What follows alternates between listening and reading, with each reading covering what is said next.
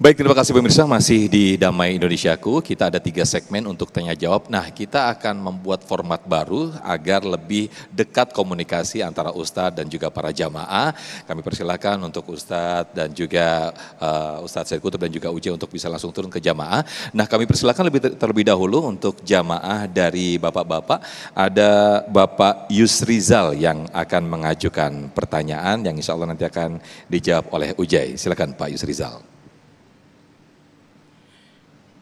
Bismillahirrahmanirrahim. Assalamualaikum warahmatullahi wabarakatuh. Waalaikumsalam warahmatullahi wabarakatuh.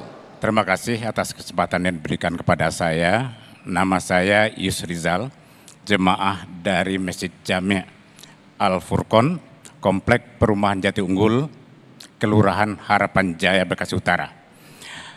Pak Ustadz, dalam kehidupan sehari-hari biasa kita mengadakan pembanding kepada orang lain terhadap anak kita dalam rangka memotivasi mereka. Tadi Pak Ustadz sudah menyampaikan batasan-batasannya.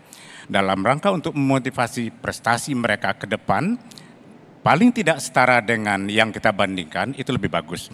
Dan juga Pak Ustadz, kita juga kadang-kadang membandingkan dengan orang-orang yang di bawahnya, dalam rangka untuk memberikan efek jera. Hati-hati loh kalau berbuat seperti itu, nanti akan seperti itu.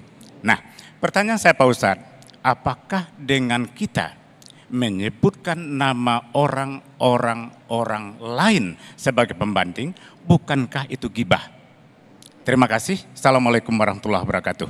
Waalaikumsalam warahmatullahi wabarakatuh. Pertanyaan yang sangat menarik sekali. Silakan Ujai, bisa langsung dijawab atau langsung dekat ke jamaah. Silakan.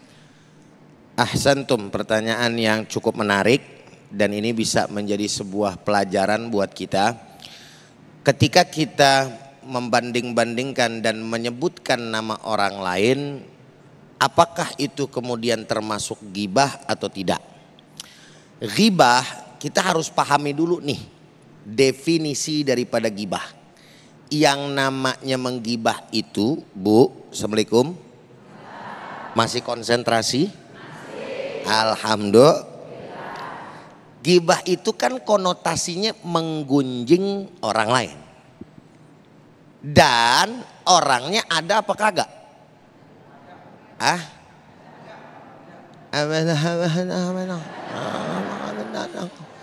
Yang benar dong. Orangnya ada apa kagak namanya digunjing? Gitu. Kompak ngapa sih? Nganga, baik ditanya lapar. Nah, kalau konotasinya dari pertanyaan Bapak juga dosa apa kagak Ustadz? Tergantung. Kalau emang betul niatnya adalah menggibah, maka dilihat lagi gibah yang dilakukan oleh Bapak kira-kira yang diperbolehkan apa yang dilarang tuh. Karena gibah tuh ada dua. Ada yang dilarang umum tuh. Tapi di dalam kitab Riyadhus Shalihin juga dibahas, ada babnya tuh. Bab ma yubahu minal ghibah, yaitu bab yang membicarakan tentang gibah-gibah tuh yang diperbolehkan model macam kayak bagaimana. Contoh kayak tadi. Kalau misalkan lebih spesifik dari pertanyaan Babeh nih, gitu.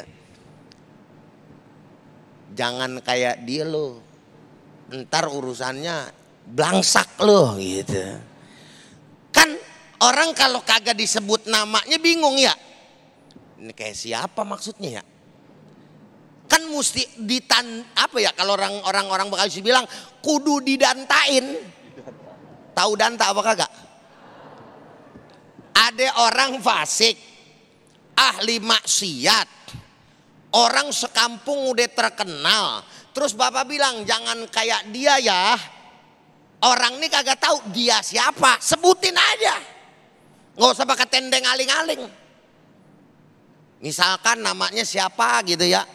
Gue pengen sebut nama, takut ada orang yang di sini yang kembar. Bujuk nama gue dibawa-bawa. Astagfirullah gitu katanya. Ya.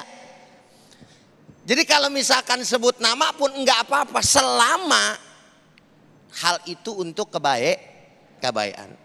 Tapi kalau misalkan hal itu untuk keburukan, maka itu yang tidak diperbolehkan.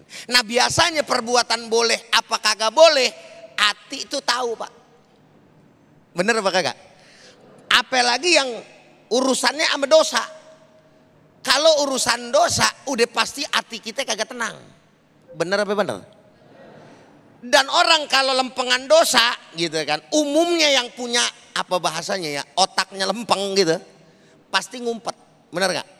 Disembunyiin kalau punya dosa, malu, bener.